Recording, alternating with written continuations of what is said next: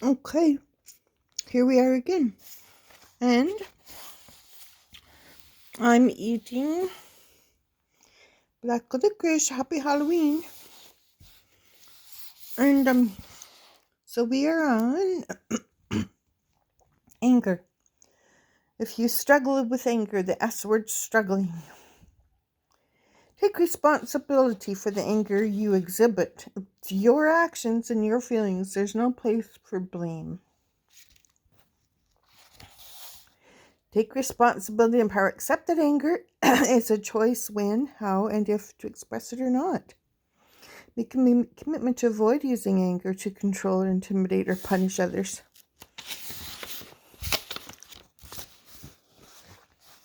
Unresolved anger from past abuse can be therapeutically vented in a safe counseling setting using methods such as role play or an empty chair. The healthy expression of anger in a relationship can be achieved with a single non-judgmental assertive statement. I feel angry when you blank. Describe the observable behavior of the other. Because and describe the observable effects it does to you. Example, I feel angry when you don't call to let me know you will be late because then I can't plan my evening. The passive person who is afraid of raising issues at all can leave out the feeling word or perhaps substitute a soft emotion. I feel sad or fear when you don't call. Substitute for the word angry. Now, do not vent anger towards others or accuse others. Example, avoid you statements such as you always or you never or you whatever it is.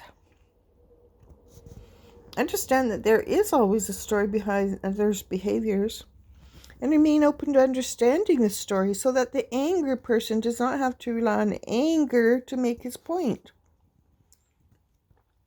So if you're angry, try to understand listen, calm down, listen to what they're saying to you.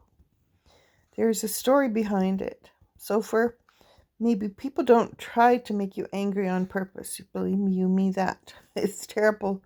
It feels terrible when people are angry at you. And scary, really. Number 6, for offering criticism or negative feedback, try asking permission to do so.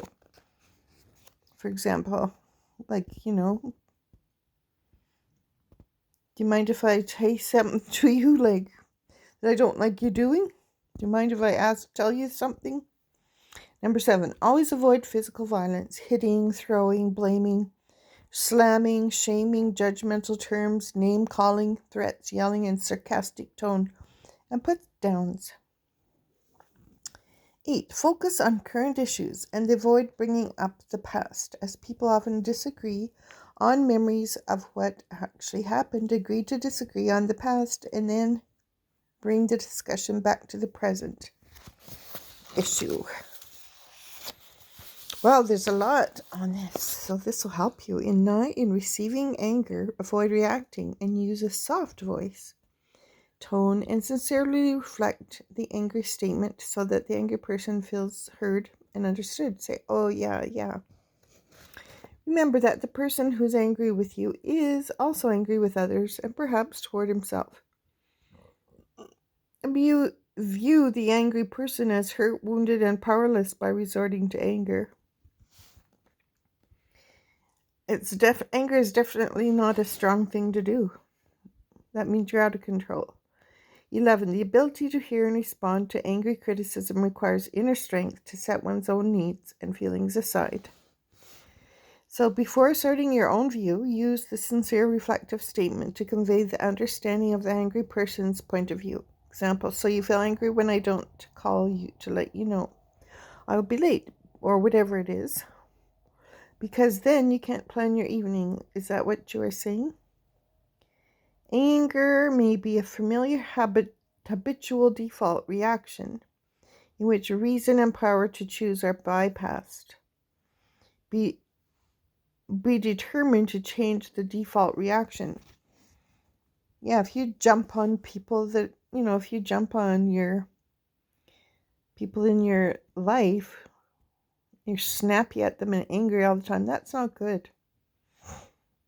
You're just pushing people away from you. You need to be assertive. And as we said up here, I feel blank when you blank, and it makes me so. Please change it. And the anger towards others may also reflect uncaring negative self-talk that can be recognized and transformed into positive, supportive, caring, encouraging, reassuring self-talk that one needed to hear from healthy parents but didn't hear. So see the paper on counseling for depression and anxiety. Anger may be an unhealthy way of hanging on to the struggle with uncaring parents. It's reoccurring in the present relationship. Anger hangs on to the old struggle. To help the person let go of the struggle, help him become aware of the soft, vulnerable feelings, such as fear and sadness that are often beneath the anger. Anger may be an unhealthy way of making contacts,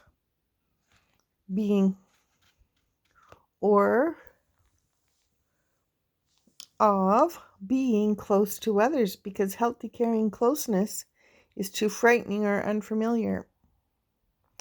Help the angry person move to the feeling under the anger by saying things like, what feeling is under your anger?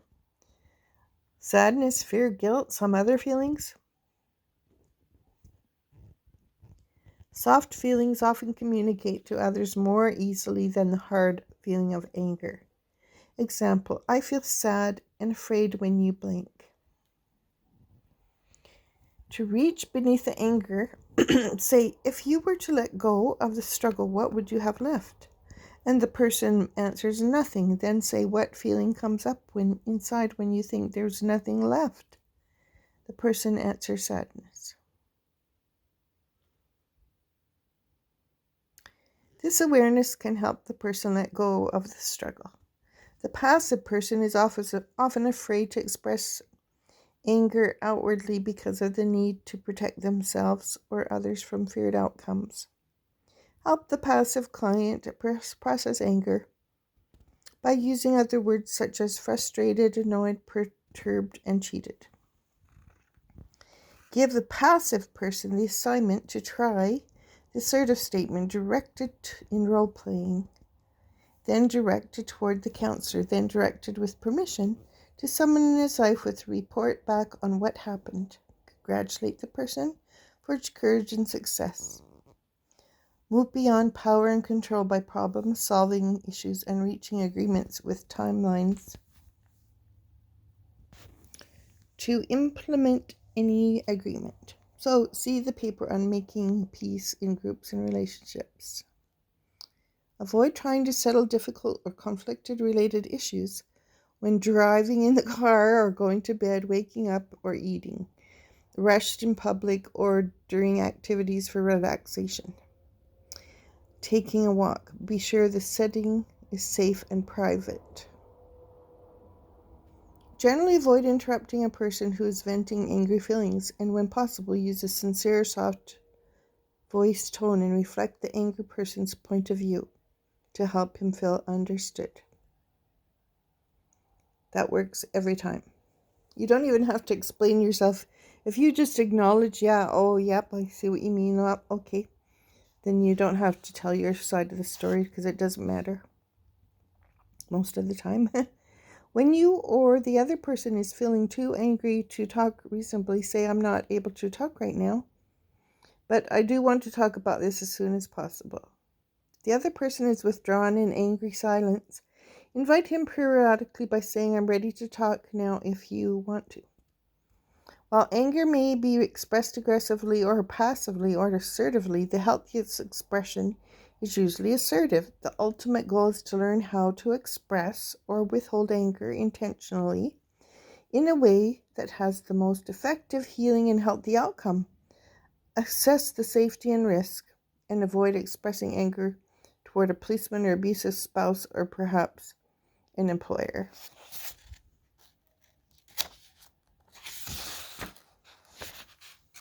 The next one is struggling with depression and anxiety. That'll be very helpful. 4 steps, 5 steps, 8 steps.